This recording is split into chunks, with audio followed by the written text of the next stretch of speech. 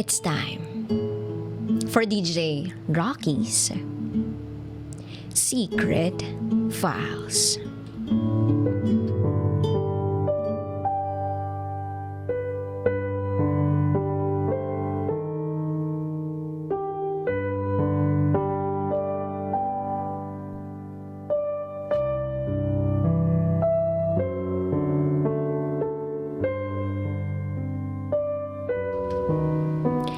Ayaw ng pamilya ko sa boyfriend ko.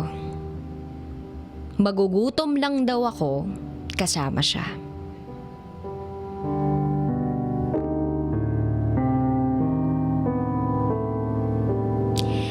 Itago niyo na lang ako sa pangalang Kate. 26 years old. Nagtatrabaho bilang receptionist dito sa Quezon City. Isa ako sa mga listeners at subscribers sa Secret Files.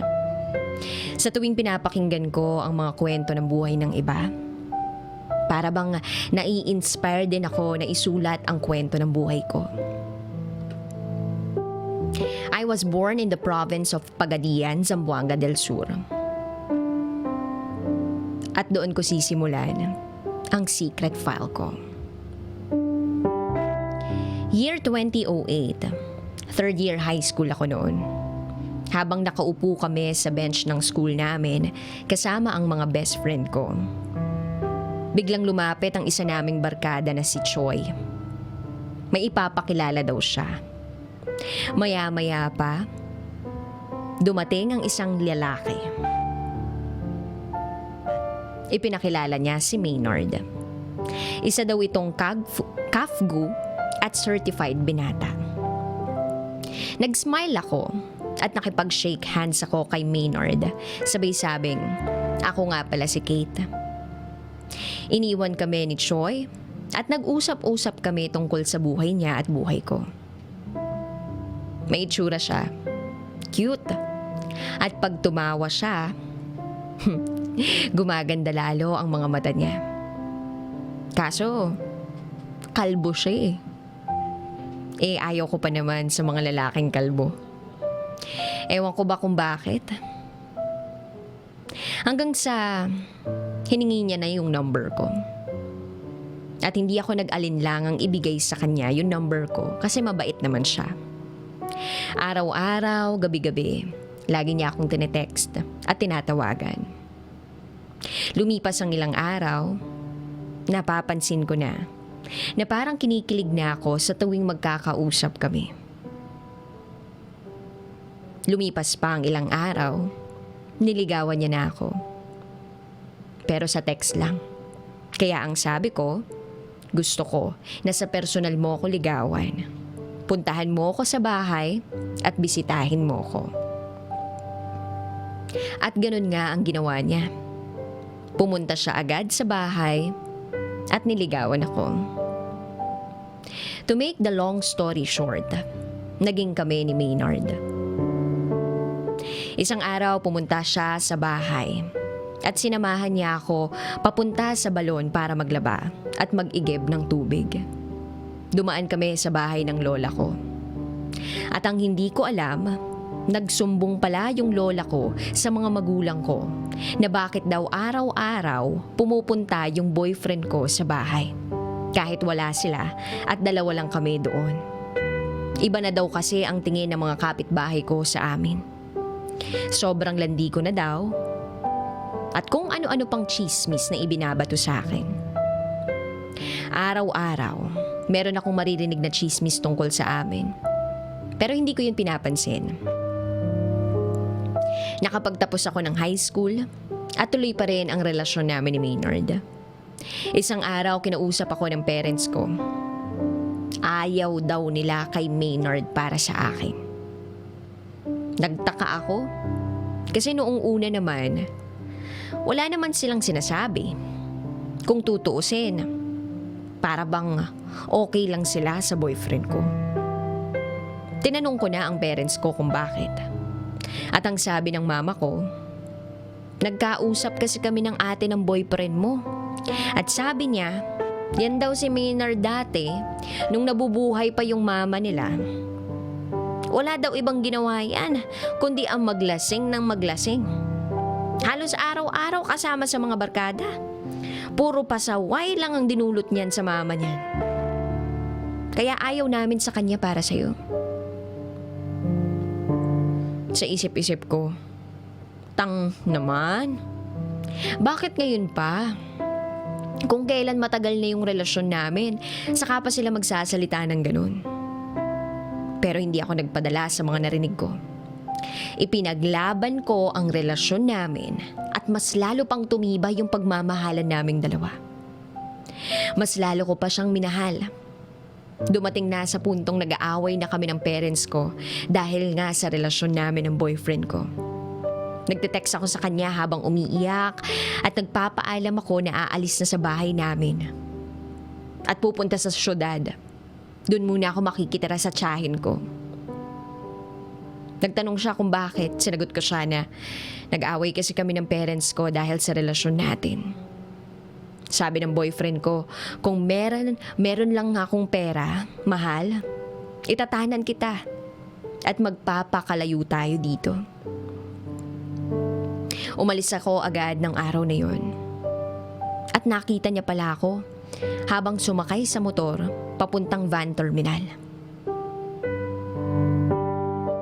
Habang tinitingnan ko siya, hindi ko na malayan.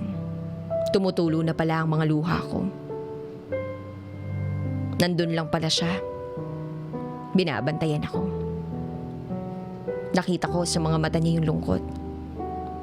After 2 days, tinawagan ako ng mama ko. At ang sabi niya, "Kate, anak, umuwi ka na dito sa bahay." Naiyak ako nang marinig ko yun. Kasi nasasaktan ako at nagtatampo sa mama ko. Ang sabi ko na lang, "Hindi na mama, bakit pa ako uuwi? Maghahanap na lang ako ng trabaho dito sa syudad." At binaba ko na ang phone ko. Maya-maya pa tinawagan ako ng boyfriend ko. At ang sabi niya sa akin, "Mahal, umuwi ka na. Sobrang miss na kita." Pagkarinig ko nun, parang lumambot ang puso ko. Umuwi na ako sa amin. At pagdating ko sa bahay, andoon yung iba kong kapatid. Kuya ko, ate ko, at bunso namin. Lahat sila, hinuhusgahan ako. Sabi nila, pag si Maynard daw ang naging asawa ko, gagapang daw ako sa hirap. Isang kahig, isang tuka daw ang mangyayari sa akin. Magtitinda daw ako ng kangkong habang daladala ko yung magiging anak namin. Pinagtatawanan nila ako. Sa sobrang sakit ng narinig ko mula sa pamilya ko, tumakbo ako palabas ng bahay. At dahil maliwanag ang buwan, dumiretso ako sa bukid namin. Hindi man lang ako nakaramdam ng takot sa mga oras na yun. Kasi ang tanging nararamdaman ko lang ay galit at sakit dahil sa mga salitang nanggaling mismo sa pamilya ko. Noong dumiretso na ako sa bukid namin, pumunta ako sa isang malaking bato at doon ko binuhos ang lahat-lahat. Kinausap ko ang Diyos kung bakit ganito yung nangyayari sa buhay ko. Isinumpa ko yung pamilya ko nung gabing yun. At sabi ko sa sarili ko, simula ngayon, magtatrabaho ako sa malayo. At igagapang ko ang sarili ko. Sasahod ako ng malaki.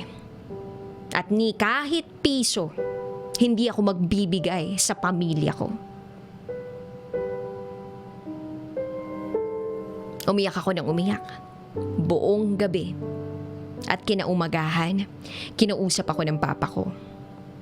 Sabi niya sa akin, "Kate, anak, pagpasensyahan mo na sila. Ganun lang talaga yun. Inaasar ka lang nung mga yun." Sabay haplos ng papa ko sa balikat ko. Sa totoo lang, natouch ako sa ginawa ng papa ko. Napaluha ako. Pero hindi na ako nakaimik pa.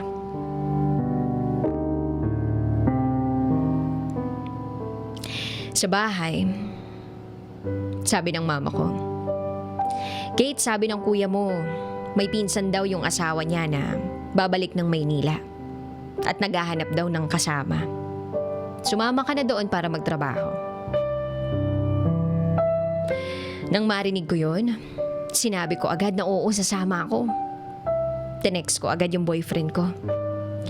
Nagpaalam ako sa kanya na luluwas ako ng Maynila para magtrabaho.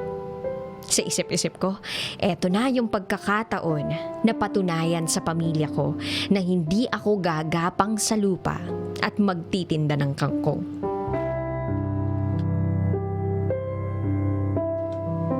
Kaso, ayaw akong payagan ng boyfriend ko. Kasi magkakalayo daw kami. Kinulit ko ng kinulit yung boyfriend ko araw-araw.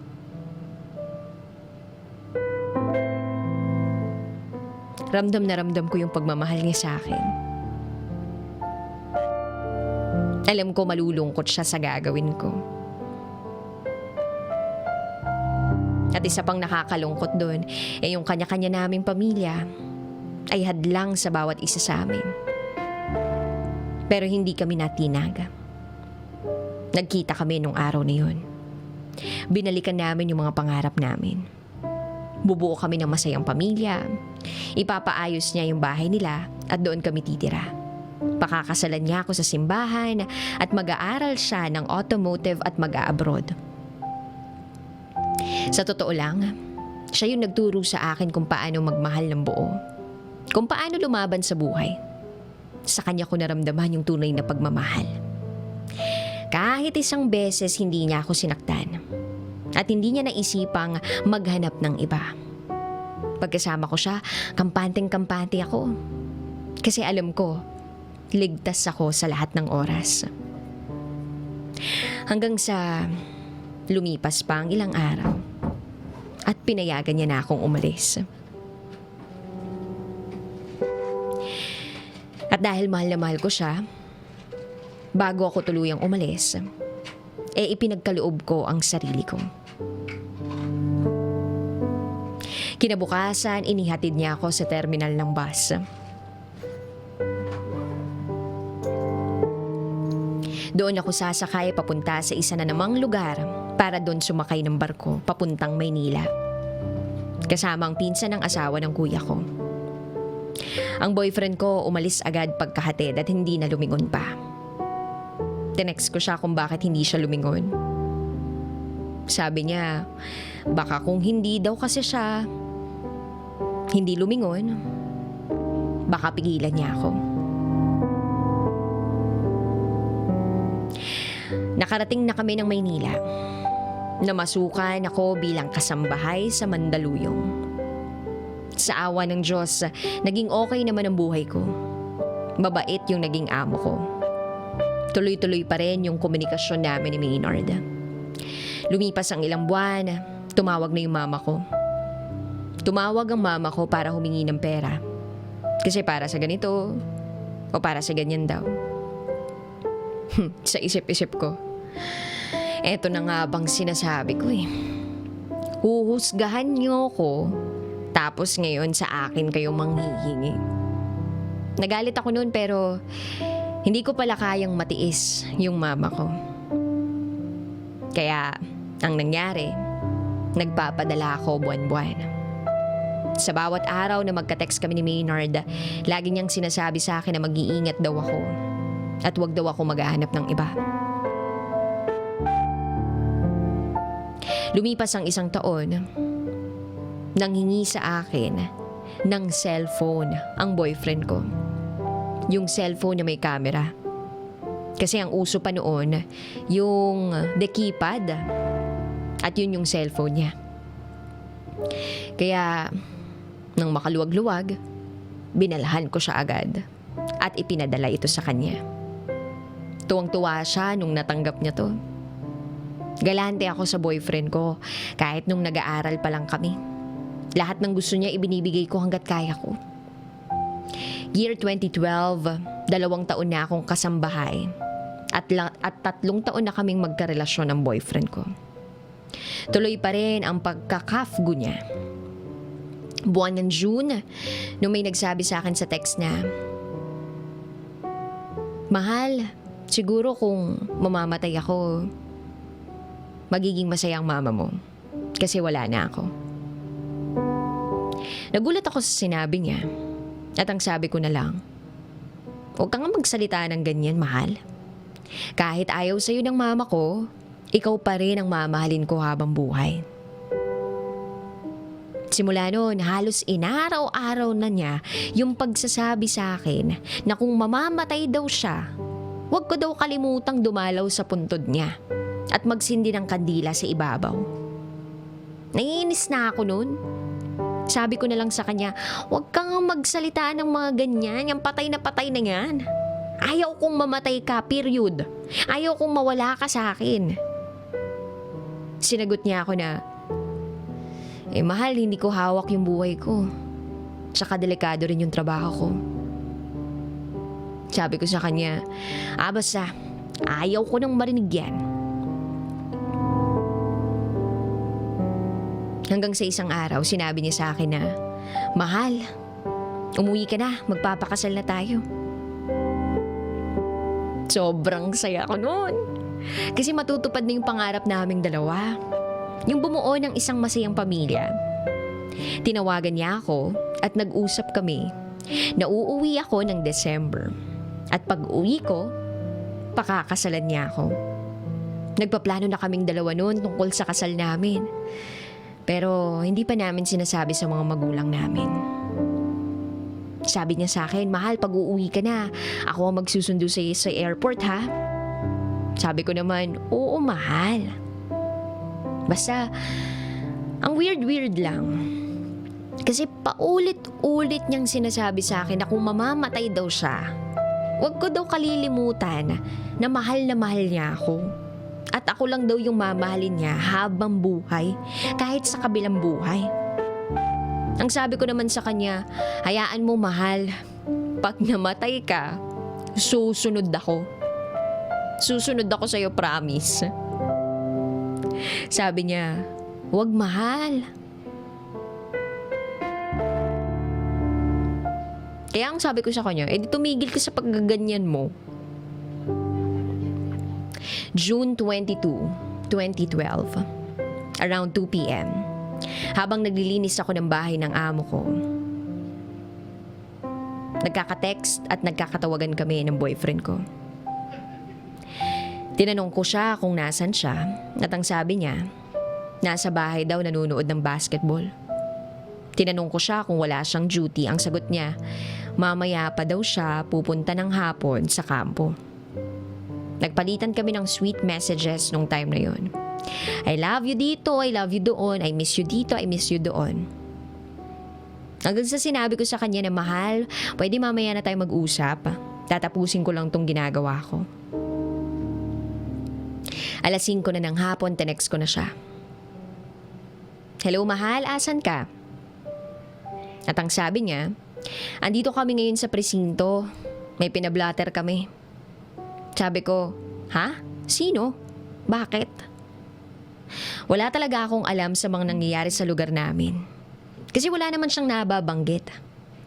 At yung sabi niya lang sa akin ay, pinablatter namin yung mga taong gustong agawin yung lupa namin. Meron palang gustong umagaw ng lupa nila. At ang tanong ko sa kanya, "Sino-sino ba kayo?" Sagot niya, 4 na motor kami. Tiyuhin ko, kapatid ko at mga pinsan ko. 8 kami lahat at pauwi na rin kami. At ang sabi ko sa kanya, "Mag-ingat kayo pauwi, ha? Lalong-lalo ka na, mahal." Sabi ko, ikakasal pa tayo sa December, di ba? Kaya mag-ingat ka.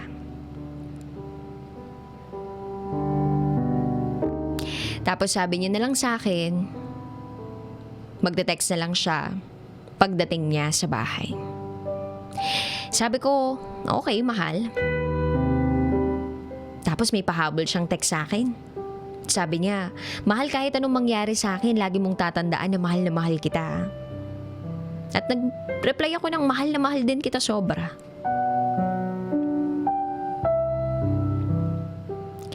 Matapos ng ilang minuto at bago mag alas 6 ng gabi, may nag-text sa akin mula sa best friend kong babae. At ang nakalagay sa text ay, Kate, wala na si Maynard. Patay na siya. Nashock ako sa nabasa ko, nag-scroll down ako kasi baka joke lang. Pero wala eh. Dali-dali ako nagpaload at nag-reply ako na hindi nga yung totoo. Sabi niya, oo nga, ayaw pa maniwala nito. Hindi ako naniwala sa kaibigan ko nung time na yon. At hanggang sa nag-text sa akin yung bunso kong kapatid at sinabi na, ate, wala na si Kuya Maynard. Patay na siya ngayon lang. Nasa second floor ako noon ng bahay noon. Hindi pa rin ako makapaniwala sa mga narinig ko at nakita ko sa cellphone ko. Hindi ako makapagsalita.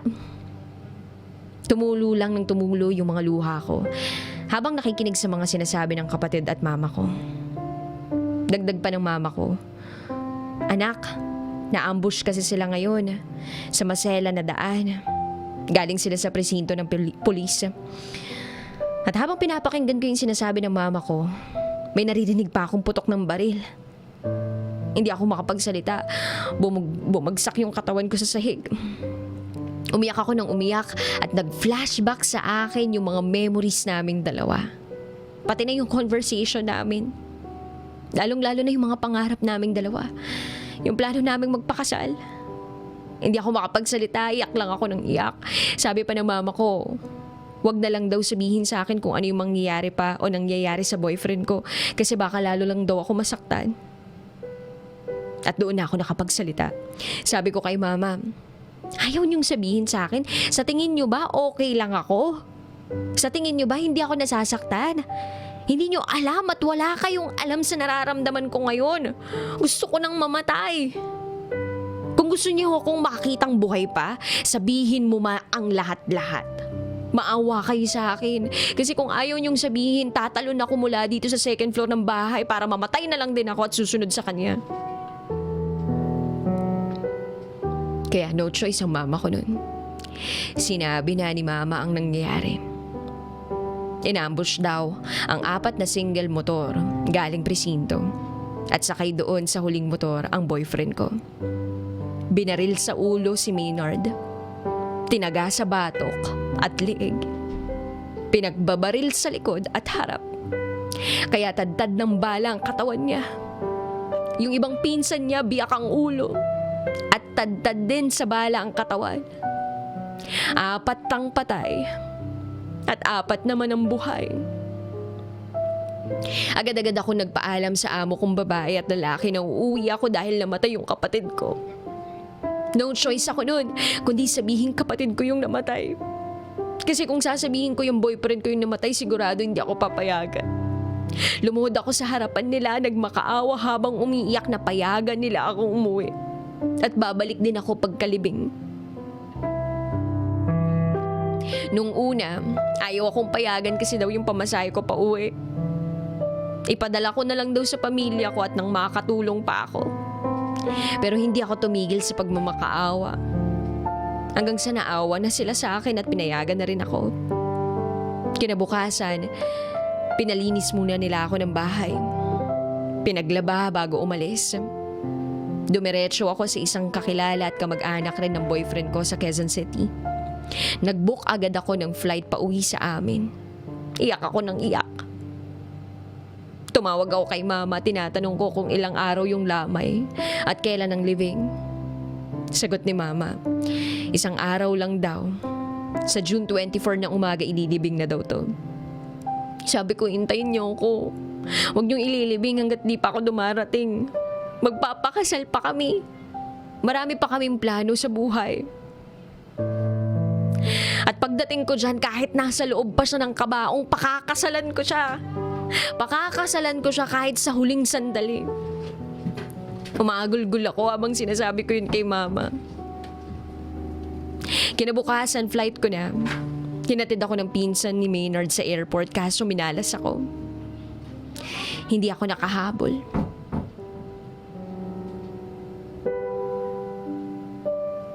7 a.m. yung flight ko pero nakarating ako 6:30. Boarding na daw yung plane. Nagmakaawa ako sa airport. Nagparebook na lang ako at kinabukasan na ako nakauwi. Nailibing na ang boyfriend ko. Pagdating ko, wala nang Maynard na sasalubong sa akin. Hindi ko na nasilayan yung mga ngiti niya. Pumunta agad ako sa pundod ng boyfriend ko at nagsindi ng kandila. Sabi sa akin, nung tatay niya, alam mo Kate, bago siya namatay, may iniwan siya para sa'yo. Isang pares ng uniforme niya, bagong-bago pa. Ibibigay ko daw to sa'yo pag dumating ka na. Sabi niya sa akin na plano niyo daw na ipaayos yung bahay namin para doon daw kayo titira pag nag-asawa na kayo. Pumasok ako sa bahay nila at naamoy ko yung sobrang bango. Parang amoy ng isang bulaklak at kandila. Siguro, andito pa si Maynard katabi ko ngayon. Binigay ng tatay niya yung iniwan niya para sa akin. At alam ko, sinuot yun ng boyfriend ko at hindi pa nalabahan kasi naamoy ko pa yung pabango niya. Pagkatapos nun, umuwi na ako at pumunta ako sa bukid namin. Hindi ako nakakaramdam ng gutom.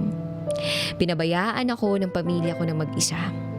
Nirecall ko lahat ng mga sinasabi niya sa akin o sinabi niya sa akin noon.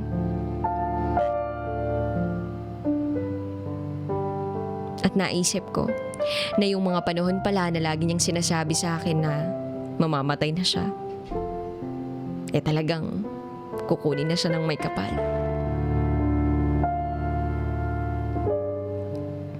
Actually, ginausap ko ang Diyos. Tinatanong ko siya kung bakit ako pa. Bakit? Yung taong pinakamamahal ko pa yung kinuha sa akin. Gaano ba kalaki yung kasalanan ko para parusahan ako ng ganito? Bakit puro paghihirap lang yung dinaranas ko? Wala ba akong karapatang sumaya? Tinatanong ko siya, bakit mo ko pinabayaan? Nawalan ako ng Diyos ng mga panahon na yun.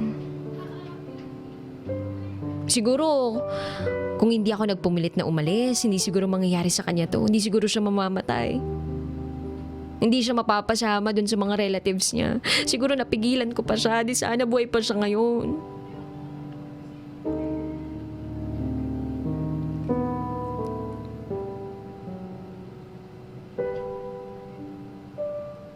Galit ako sa Diyos. Galit ako sa mama ko. Galit ako sa sarili ko. Hindi ko matanggap yung pagkawala niya. Marami akong katanungan sa sarili ko na alam kong si Maynard lang ang makakasagot. At hanggang ngayon umaasa pa rin ako na magkikita kami. At may itatanong ko sa kanya yung mga tanong na matagal ko nang dinadala. At alam ko na sa mga huling sandali ng buhay niya, at bago pumikit ang mga mata niya ng tuluyan, ako ang laman ng puso't isipan niya. Nasasaktan pa rin ako sa tuwing naaalala ko ang mga nangyari sa nakalipas. At naiinggit ako sa mga taong successful ang love life. Napapaisip din ako, sana maging successful din ako katulad nila. Hanggang dito na lang. Ako si Kate. At ito ang aking secret file.